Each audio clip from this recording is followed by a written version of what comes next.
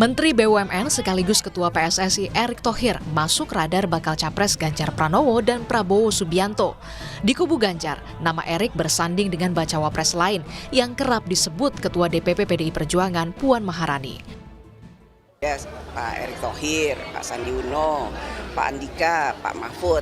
Tadinya kan memang muncul namanya Mas AHY, namun karena Demokrat sudah memutuskan untuk pindah atau menentukan dengan Mas Prabowo, ya tentu saja sepertinya tidak mungkin. Pak RK masih ada juga beliau? Pak RK juga, Golkar kan sudah dengan Pak Prabowo, jadi dan Pak RK merupakan kader Golkar. Sementara di kubu pengusung Prabowo, nama Erick Thohir juga masuk dalam radar bursa cawapres pendamping Prabowo. Bisa bekerja sama dengan seluruh tokoh-tokoh yang ada, termasuk dengan Mas Ganjar, Prof. Mahfud, Pak Erick, Pak Erlangga, ya semua tokoh itu semua dekat dengan Pak Prabowo, dan Pak Prabowo mampu dan bisa bekerja sama dengan tokoh-tokoh itu.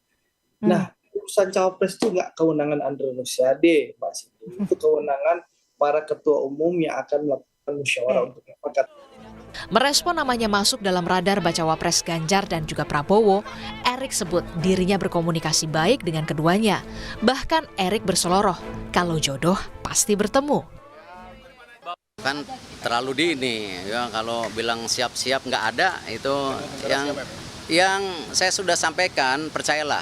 Ya itu kayak lagunya Afgan, kalau jodoh pasti bertemu, itu aja ya. Jangan komunikasi saya dengan Pak Ganjar, Pak Prabowo sejak awal berlangsung dengan baik. Ya, dan Pak Anies pun berlangsung dengan baik dengan konteks-konteks pekerjaan ya. Ya, konteks pekerjaan kita tidak bicara yang spesifik ke politik gitu.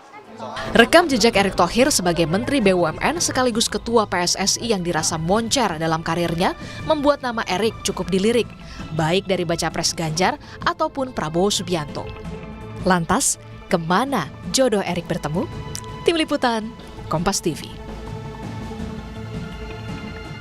Nama Menteri BUMN Erick Thohir dilirik di antara dua baca pres baik Ganjar ataupun Prabowo. Dari rilis Lembaga Survei Indonesia pada 30 Agustus lalu yang dilakukan pada periode 3-9 Agustus 2023. Nah, ini hasilnya. LSI mensimulasikan nama Erick Thohir jika disandingkan dengan Ganjar ataupun dengan Prabowo. Nah, ini hasilnya jika disandingkan dengan Erick Thohir, maka elektabilitas Ganjar Erick Thohir ada 17%.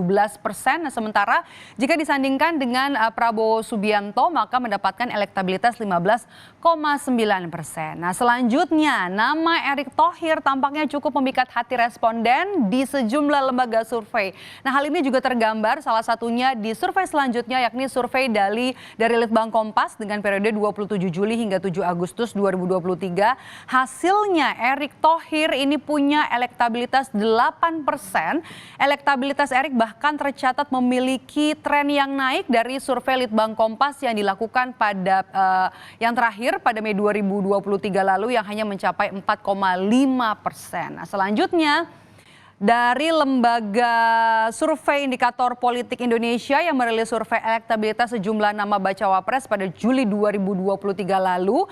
Ini dilakukan 20 hingga 24 Juni 2023. Hasilnya nama Erick Thohir ini memperoleh elektabilitas sebesar 18,5%, bersaing dengan ada nama Ridwan Kamil dan juga Sandiaga Uno. Nah, kemudian masih di bulan yang sama, di bulan Juli 2023, Lembaga Survei Indonesia atau LSI juga merilis elektabilitas nama bacawa pres.